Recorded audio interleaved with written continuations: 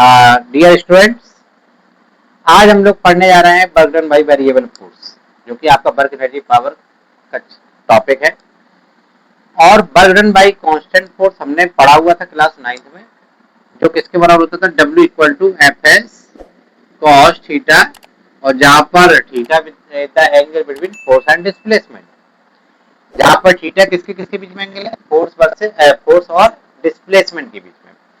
तो जब भी हमें कांस्टेंट फोर्स दिया गया हो और कांस्टेंट फोर्स की वजह से अगर हमें वर्क डन कैलकुलेट करना हो, तो उसके लिए फॉर्मूला हुआ करता था W equal to F S cos theta. लेकिन बात अब ये है कि अब फोर्स कांस्टेंट नहीं है, अब फोर्स कांस्टेंट नहीं रहा, अब फोर्स क्या हो गया, वेरिएबल हो गया। जब फोर्स वेरिएबल हुआ तो वेरिएबल फोर्स की वजह से वर्क डन क्या होगा, तो उसके लिए फॉर्मूला याद रखिए, W equal to integration of x initial to x final of F into d x. ये बहुत ही इंपॉर्टेंट फॉर्मूला है बेटा, कॉम्पिटिशन वगैरह में इससे क्वेश्चन आते हैं। अब W equal to integration of x i to x f, x i का मतलब होता है इनिशियल डिस्प्लेसमेंट और एस एफ का मतलब है फाइनल डिस्प्लेसमेंट। इसका मतलब है इनिशियल डिस्प्लेसमेंट का मतलब है कि डिस्प्लेसमेंट की इनिशियल वैल्यू, और एस एफ का मतलब है कि डिस्प्लेसमेंट की maximum value, F into d x.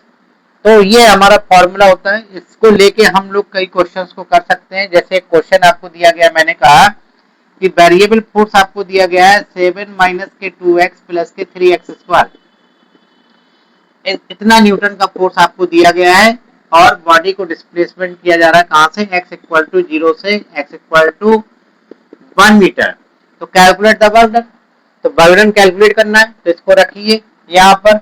तो W equal to integration of x equal to 0 से x इक्वल टू बोलो भाई 1 मीटर, और f की वैल्यू क्या है यहाँ से 7 माइनस के 2x प्लस के 3x स्क्वायर इंटू dx।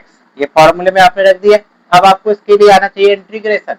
अगर इंटीग्रेशन के लिए नहीं आपको कंफ्यूजन है या नहीं आता, तो आप मेरी लास्ट वीडियो देख सकते हैं। तो लास्ट वीडियो बेसिकली मैंने आपको इंटीग्रेशन और डिफरेंशिएशन की ही डाली थी। तो यहाँ से इसका करिए इंटीग्रेशन, तो यहाँ से क्या होगा, 7 कांस्टेंट है, तो कांस्टेंट को जिसके रिस्पेक्ट में करेंगे उसी से मल्टीप्लाई कर देंगे। तो बोलिए क्या है, 7x माइनस, और यहाँ पर 2x है, तो x का x के रिस्पेक्ट में करेंगे तो बताइए x की पावर 1 है, तो 1 में 1 जोड़ेंगे, 2 होगा, अपॉन 2 से डिवाइड करेंगे तो क्या होगा 2x square upon 2 plus 3x की पावर 3 अपॉन 3। और लिमिट क्या चल रही है भाई, बोलो जल्दी से, x इक्वल टू 0 से x इक्वल टू 1।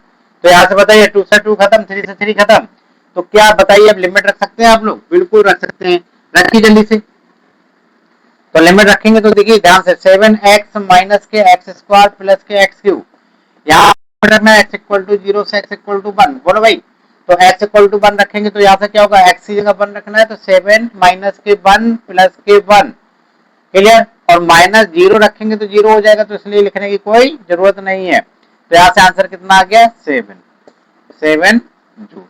तो इस तरीके से हम वेरिएबल फोर्स की वजह से वर्क डन निकाल सकते हैं। उसके लिए आपको सिंपल सा फॉर्मूला याद होना चाहिए, W equal to integration of x i to x f of F into d x.